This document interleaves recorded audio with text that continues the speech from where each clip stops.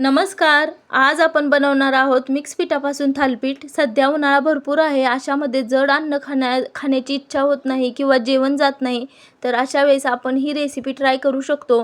ही recipe अवघ्या 10 मिनिटात होते.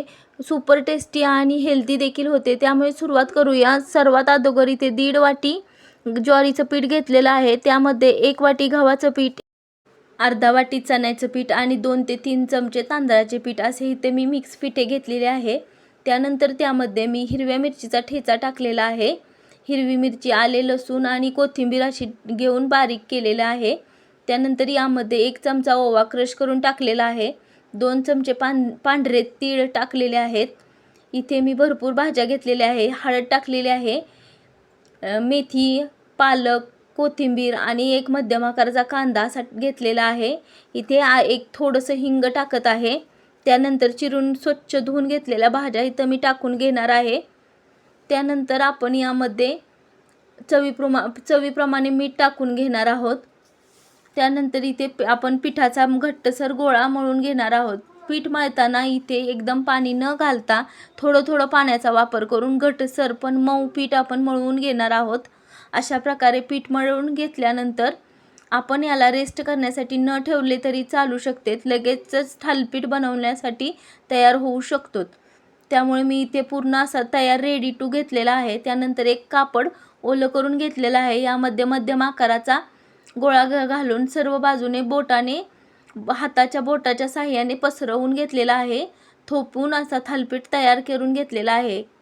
एकसारखा थालीपीठ करून घेतलेला आहे. इथे हाताला पीठ चिटकत आहे, त्यामुळे आपण पाण्याचा वापर करून थालीपीठ तयार करून घेणार आहोत. त्यानंतर त्यामध्ये आपण असे छोटे छोटे होल तयार करून घेणार आहोत की भाजताना जेणेकरून ते चांगले खरपूस भाजले जाईल.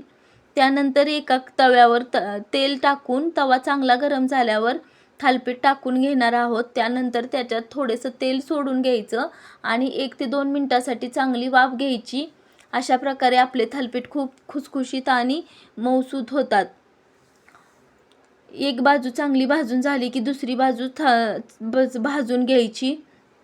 इथे आपल्याला तवा हा एकदम कडक असेल तर खूप लवकर भाजला जातो. अशा प्रकारे आपण खरपूस थालीपीठ भाजून घेणार आहोत. त्यानंतर आणखीन इथे मी 2 थालीपीठ बनवले. एवढ्या पिठामध्ये माझे 6 थालीपीठ तयार झाले.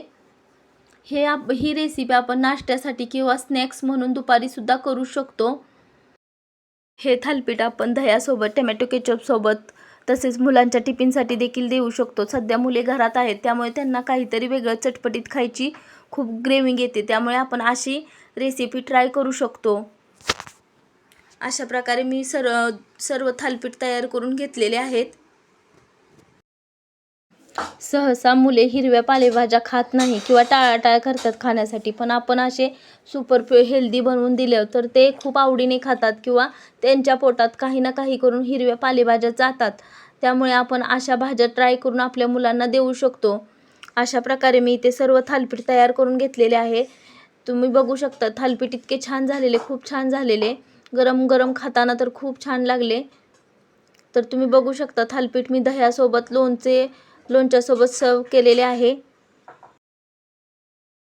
अशा प्रकारे आपण हे थालीपीठ तयार करू शकतो. हे थालीपीठ प्रवासासाठी ही खूप चांगले जातात. म्हणजे 1 ते 2 दिवस ह्यांना काही होत नाही. प्रवासात नेण्यासाठी हे उत्तम पर्याय आहे. शिवाय गडबडीच्या वेळेस नाश्त्यासाठी देखील आपण हे झटपट बनवून तयार करू शकतो. लहान मुलांपासून ते मोठ्यापर्यंत सर्वांना हे आवडतील. अशाच छान छान व्हिडिओ पाहण्यासाठी माझ्या चॅनलला सबस्क्राईब करा. व्हिडिओ कसा वाटला, आवडल्यास लाईक, शेअर, सबस्क्राईब आणि तुम्हाला कोणती रेसिपी पाहायला आवडेल हे देखील तुम्ही मला कमेंटद्वारे कळवू शकता. चला तर मंडळी, या जेवायला.